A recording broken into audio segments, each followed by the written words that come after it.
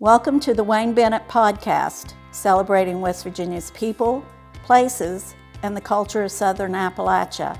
Now here's your host, Wayne Bennett. Welcome to Wayne Bennett's Podcast, episode 56, and I'd like to give a shout out to Lisa Griffith.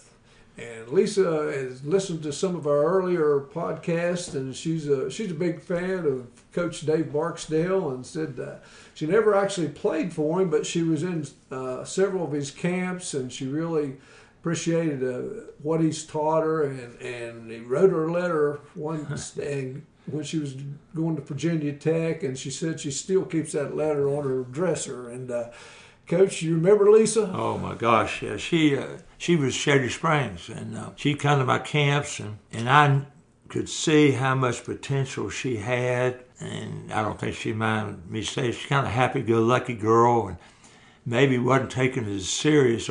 I probably took it too serious, the old school that I am, but I thought she wasn't maybe taking it as serious as she should, because I could just see, boy, you could be so good. So I guess she was probably still in junior high that I wrote her that letter and just told her that I just think she could be terrific just to work and do all that. And she told me later, she said, Coach, I had that letter all through high school, and I took it to Virginia Tech, and she plays some pickleball now, and I saw her, and she said, I still got that letter, Coach. But I really believe if they would have had the WNBA back when she was playing ball at Virginia Tech and all, that she would end up being a pro. Wow. And so, yeah, she was terrific at Shady. They had some real good ball clubs out there. Well, Coach, we all the great games you guys had and the titles you won in the 90s, you had some excellent assistant coaches also. And I remember, Butch Freeman and Ron Kidd, Bobby Boland, Kevin Baldwin, James Lewis. I don't know if there are any others. Well, Miller Hall, who's the head of the State Department of Education now or something. He's too big for me right now, I guess. But anyway, he was my assistant the first year. And Jim Turner, who was in our PE department, who loved sports and all, he helped me during that stretch too. So the ones you mentioned, my gosh, you talk about fortunate, and I was so fortunate to have all of them.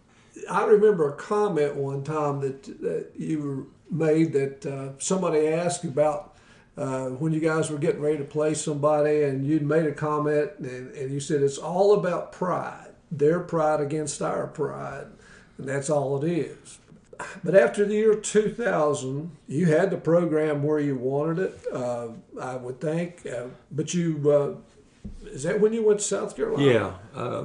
I have a hard time with this. But my wife had, I coached South Carolina, 2 different schools, and came to Aldous and brought us. And she was from South Carolina. In fact, we were within 20 minutes of her family, my first job, and within an hour in my second job I took down there.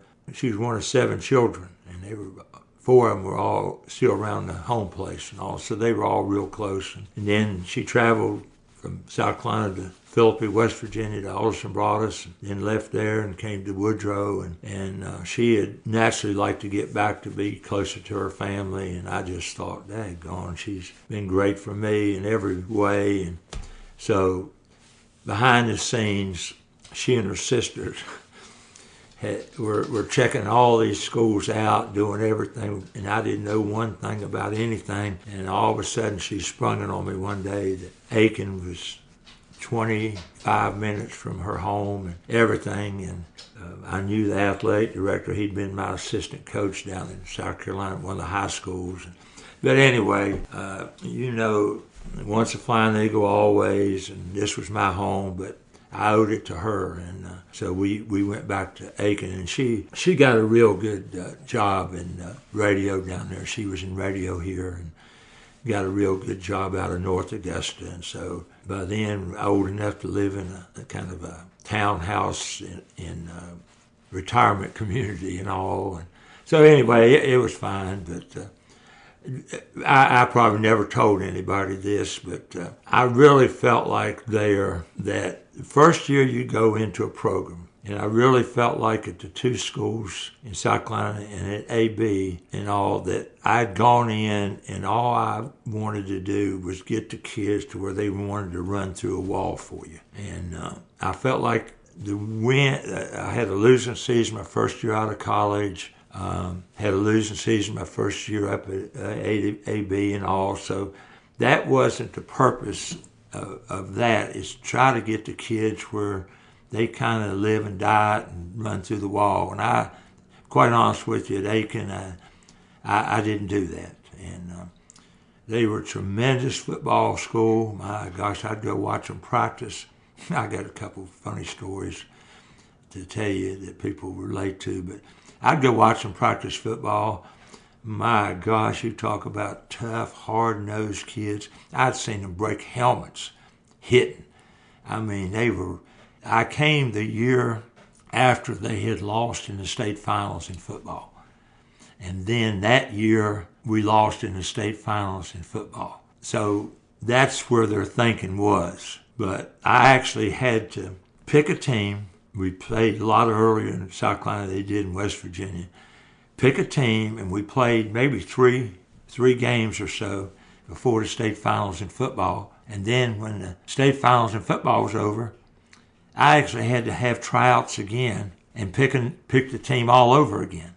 So that's a little different. But I really thought, as tough as those kids were, and a lot of schools, this was a big 4A school, that's the biggest down there. A lot of schools specialize a lot more than play one sport, play the other. But they played football, and then they played basketball, and it was kind of a secondary thing to get ready for spring football, kind of. And I had some that were just straight basketball. But anyway, that doesn't matter. It's all me. That I never really got those kids to where they wanted to run through the wall. And I thought, boy, we will take charges. We've always, at Woodrow and all, took charges so much. I said, God, as tough as these kids are, my gosh. And you know what? They wouldn't take a charge for nothing. Because I tell you what, when they dribble in there, where we would be there for a charge, they would think, you ain't going to hit me, buddy. I'm going to hit you. And they'll take that forearm and they'll lay the kid out. I'm just saying, that was the mentality. They wasn't just going to stand there and get knocked over. They were going to deliver the blow. But, you know, they were good. I mean, the football coach, my gosh, what a tremendous person and tremendous coach. And I was only there 1 year. 1 year. Yes, sir. And then you came back to Beckley. Well, yeah. I felt like I got spoiled in Beckley, and I felt like with the help of a whole lot of people that we built this program up to where it really meant something. And I knew then it would take a whole lot of work to try to build it back up. And a little different down there. They had one junior high. Some kids went to this junior high, might go to South Aiken. Some kids went to that school, might go to Aiken High. And I just thought, my gosh, I don't think maybe I got it in me to take all these years it's going to take. And so my wife was fine. But Bobby Bowen, Coach and I were talking about, and he said, well, my two assistants, both of them are leaving. And that kind of sparked something in me, and I guess he could tell, and he said, you wouldn't be interested in coming back, would you? And I said, well, you helped me so darn much. I would love being your assistant maybe if I could work it out with my wife and all. So she was real understanding and left that good job down there and came back, and they gave her job back here in Beckley. And I started helping him, and 12 years later, it was an unbelievable experience for me. National championship, semifinals. Oh, yeah. Went to the national finals 4 years and won it one, and overtime got beat at least maybe 2 times. We got beat in the finals in overtime. I know one time. And just number 1 ranked team in small college, and Coach Bowen could recruit. My goodness, what a recruiter he was.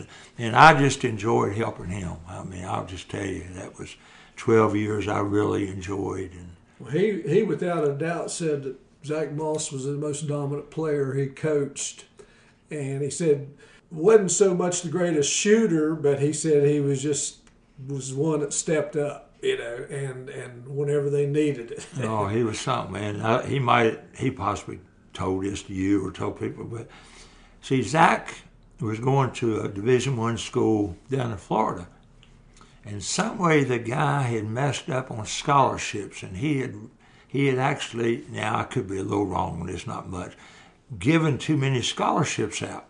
And Coach Bowen and him were big buddies. Coach knew everybody in the world. And he called Coach. He said, Coach, I got a kid down here that I just out of scholarships. I've messed up. He said, can you take him? And Bobby said, well, I'd have to see him first. Naturally, he said, I'd have to see. He said, well, his brother could bring him up there. And so Zach's brother brought him up there, and we're playing, and Zach comes down to play. I think it took about 2 minutes for Coach. We're sitting there upstairs watching, and he played, and I look at Coach about the same time. Coach looks at me like, holy cow, what have we got? And that's the way it happened, and he was unbelievable. He was unbelievable with our team and the community, and had what a personality. Just unbelievable. Now, I've heard that you were superstitious. If you wore the same clothes the game you won, you wore the same ones the next game. Yeah. And is that true? The state tournament, I think people would, I understand they would say, my gosh, does that guy from Beckley not have any more clothes? But, I was superstitious to come. It went back to even high school. I had to eat the same thing before the games. And I remember when we played Huntington East, down there one week in Huntington, we had a pregame meal down there. And Ronnie Somala, who's passed away now, great player and great friend, he didn't want his applesauce. And so I said, yeah, give me that applesauce.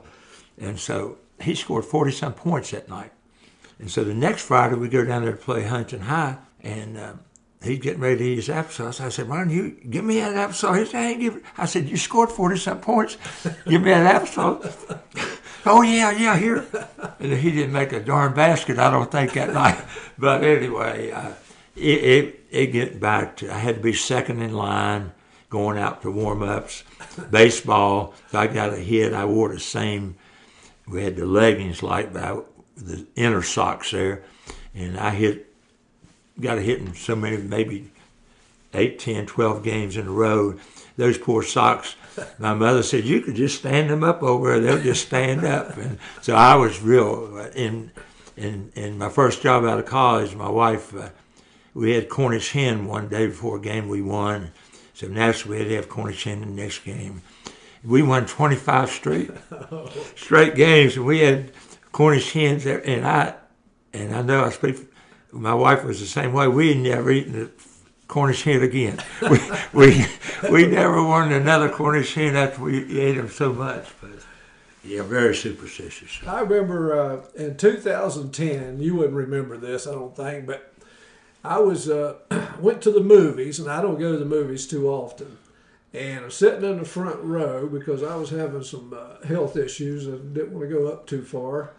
And here you walked in, and you wasn't walking too good. You just had a knee replaced, or maybe two, and you sit on the front row, and we was watching True Grit, the movie with Jeff Bridges in it. And we talked there a little bit, but it was, I think, the first day that True Grit had played. And which one do you like the best, John Wayne or Jeff Bridges in True Grit? Well, probably John Wayne fan. He was an old Duke, So. Yeah. But anyway, both of them were good, yeah. Yeah, it seemed like the technology was so different. It's the same storyline, but I felt the same way. But I thought that was a little symbolic with the movie True Grit. Well, yeah, I tried to go see a lot of things like that, yeah. Now, in there, after the college shut down, I think 2012, you helped out at Greater Beckley. Yeah, it was, boy, you talk about, we were, had been number one in the country the year before, during the whole, in there telling, Coach would remember how many straight weeks Mountain State was number one in the country. It was just an amazing run. And we had recruited so good, had a lot of kids coming back. And I can still remember we had camps. I'm down on the floor there, and the kids are facing me, and we were talking about things, and all of a sudden Coach comes down the stairs and walks up to me, has back turned to the campers. He said, looked at me, he said, don't you change expression. He said, but we're finished. And this was in July. And we had already got all our recruiting done and thought we had a great chance to win it again. And so on September the 19th, I walked out of there, and that was it. And, wow. You talk about a blow to me. I don't want to sound selfish, but you think about all the students that it affected, and the faculty and the businesses of Beckley. But it was a big blow to Bobby and myself, and Bobby, to give him credit, he got on the phone, and all those kids we had coming back, he found them a place to go. And I want people to realize what he did to make sure those kids had a place to go get their education and to play ball. But I'm out of a job and applied for unemployment and all that. And we had kids, still in college and all, some of them. And so anyway, it was a rough time. And Coach Brian Hilton, he was a coach. And one thing about Brian, we went back. Brian would come to my camps at the YMCA. The YMCA had me start the camps, and Brian would come to my camps even back then. And I remember the last day of the camp he was around, he said, Coach, he said, would you mind me taking one of those, some people remember this, dribbling glove? It had a kind of a ball-like thing in the palm to where you had to dribble and not let the ball hit the palm. And he was getting ready to go play college ball, and he said, Coach, would you mind me taking one of those with me? And I always thought, hey, no, that's all right. Here, a guy going to play college ball wants to take it. And last time I'd really been around Brian and all, and then he just said something about me helping, and said I would still love basketball, and so I went out there and just enjoyed being around basketball. That's all I can tell you. I mean, how long were you there? 3 years. 3 years. Yes, sir. I was there 3, and. Now you've been described as a master motivator, and Hoppy Kercheval once said that you worked the officials pacing the sidelines like a seething prison inmate on the verge of starting a riot. He also said if you were on his side, he would go through hell in a gasoline suit for you. You played back in the 60s, and you started coaching in the 70s. How do you keep up with, the game has changed. How do you keep up with that? I mean, how do you? Well, I always did I always prided myself in to try to study basketball. If my wife would have let me, I'd have gone to a basketball clinic every weekend in the fall and before practice started, just to learn. And I often wondered, I'd go and I would get there so early, and I'd sit on the front row, and I couldn't wait to take notes and all. And some people would go and not even go to the sessions and all. I never understood stuff like that because I was gung-ho to learn and try to help our kids. And so teaching-wise, I always felt like hopefully people thought I was a good teacher. And I prided myself in films, anything I could do to learn. And then I'm just naturally motivated myself. I always have been to hate to lose and love to win. And practice is supposed to be work. And to me, the fun part of it is when you win. Mm-hmm. It's not supposed to be all just roll the balls out or whatever. It's hard work and practice, but the fun is cutting those nets down in March. And I just tried to instill that kind, and that was just me. I mean, I'm not. One thing about it, I think people could see through people that's fake, and I sure wasn't fake, as far as me getting on officials. It wasn't me, it was just me. Mm-hmm. And I got in trouble a lot, and I should have, I'm sure, but I just love winning and love helping kids get better and love Beckley and wanted Beckley to be the city of champions again. So I don't really know. I'm not sure. I don't mind telling you. I'm a volunteer assistant out at Woodrow now, and I'm not sure I love it. I can't wait to get there, and it's good for me to get out of the house after my wife passed away. But I'm not sure how effective I am anymore. I'm really not. I hope coaches are so nice to me and want me to say a few things or help with this, help that. I'm not sure how effective I am, but I still enjoy going. So I know one time you and I, we went to a Fellowship of Christian Athlete meeting over at Black Knight. Tim Epling had the assistant coach from Florida State, who was a Bobby Bowden protege. And the guy, mainly the whole gist of his talk, was how certain things ought to be handled and stuff. And you probably won't remember this, but we were walking out of Black Knight and we're getting out to my truck, and you said, "Coach, I think I've been coaching wrong for 30 or 40 years after listening to this guy talk."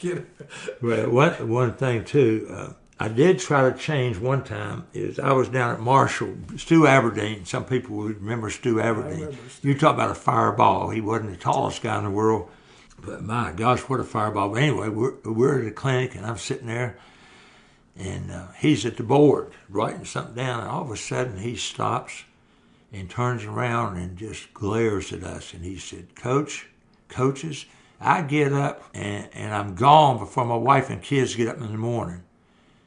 I get home at night, my wife and kids are already in bed. Sunday we go to church together and we eat at the Marshall cafeteria, and that's it.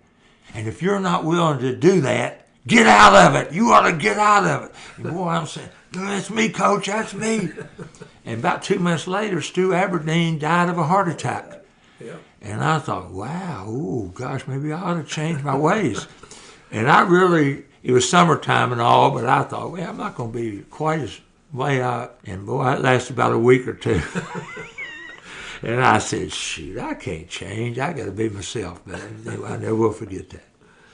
Now, you do a lot of things now. You work for the city in the summer, and you guys have done a tremendous job with the rejuvenating the Beckley Babe Ruth. It almost just went away, and you've got pickleball, tennis, a lot of interest coming back in tennis. I've always heard, there's two types of people. There's some people that make things worse and some people that make things better, and it just seems like things are working out. With the Babe Ruth has picked back up. You got signs all over the park there, and somebody told me that you were the one that sold most of them ads, and you've got good help with the Lever boys, and I think Phil Norman, Larry Foster. I'm not sure who. So fortunate, to have them. Fortunate to have them at Babe Ruth. Yes, sir. And what are your plans this coming summer? Well, I work for the city full time and we're doing right now. We're still playing pickleball inside, and we for anybody that doesn't know, I hope the word's got around to everybody that we play on Mondays and Thursday nights from 6:00 to 8:30 at the Daniels Missionary Baptist Church, and we had about 16 there last night. Had 21 last week before, and also it's people enjoying playing the winter. So we play there 2 nights. Then we go to PAX on Sunday afternoons and play over there at the community center. And so we're still keeping that going. And this summer we have 6 courts at New River Park, and we have open play every day, and we teach. Last year it was on Wednesday night, Saturday afternoon. We would teach people how to play, and we had tournaments, and the league is with COVID and all, it was still kind of iffy on a lot of that. 2 summers ago, it was real iffy. We couldn't even have the park open, couldn't have bathrooms. It was just, our people wanted to play, so I'd open up, but it was real limited on facilities and all that. Last year was a little better, but I hope this year that we can just go full blast and tournaments, leagues, and all that. So the city's been so nice about the number of courts, 6 courts, 24 could be playing at the same time. And so that's something. The tennis is, gosh, I still have fond memories. My wife and I, how much time we got? I want to tell them about my wife, about amazing she was. But anyway, I taught tennis down at New River Park, and I was by myself, and we had started having real good people starting to come. And so I came in from South Carolina for the summer, and my wife, that was our first summer of being married, and I went to Frank Rodriguez. I said, Frank, my wife needs a job this summer. And I thought maybe he could find something at the exhibition mine or something like that. And he said, well, Barksdale, your program is getting pretty daggone big. He said, yeah, can she play? And so I had to tell a little story. I crossed my fingers and told a little story. I said, well, Frank, she's not great, but she could, she can teach the younger kids. And the truth of the matter was, she had never picked up a racket in her life. And so I had 1 week by the time we got home from South Carolina till the schools got out up here.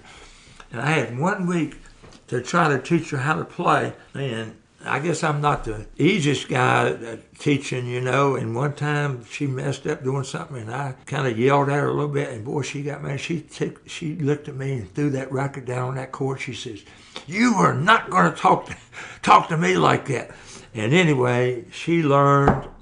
She was great with the kids, and they loved her. The kids loved her, and she actually started playing, and by the time we finished, couple, 3 years later, she was playing in tournaments in South Carolina. She really enjoyed it, but she taught. Danny Ellison was another one that played ball with me in high school and all. That last summer, we had 350 people taking lessons. Wow. And we taught them. They didn't charge them anything. We furnished the rackets. We furnished instruction. My wife and I and Danny was dedicated to everybody learn. We'd start at 9 in the morning, have a little group from 9 to 10, say 8 to 10-year-old girls, 10 to 11, 8 to 10-year-old boys. At 5 o'clock, most people were going home. That's when people were getting off work. We'd stay and teach the adults. So we had quite a program, and I'm trying, and with the help we have, the Daniel man and Moss, all those are great, and Bernie Ballstick, tennis, and they started it last year. We're going to expand it, and also we hope to really get tennis back in the forefront. I hope so. Well, the community has certainly appreciated all the work that you put in. I mean, they've honored you with the Community Service Award. You've got the YMCA Spirit Award. You've got a basketball court named after you, and people in Beckley love you. They may not like you in Wheeling or Fairmont, but that's. I know that another quote you had said that for me, I'd be in heaven working with any age group. I just like being in the gym. Do you think they have gyms in heaven? I don't know. I got to say this. I'm just hoping I'll be with my wife again. But if they had a gym too, that'd be great. That'd be nice. Well, listen, Coach, it's really been special. And I know it's kind of funny that your senior picture in high school, written underneath your senior picture, it says, one who hates to lose but is seldom a loser.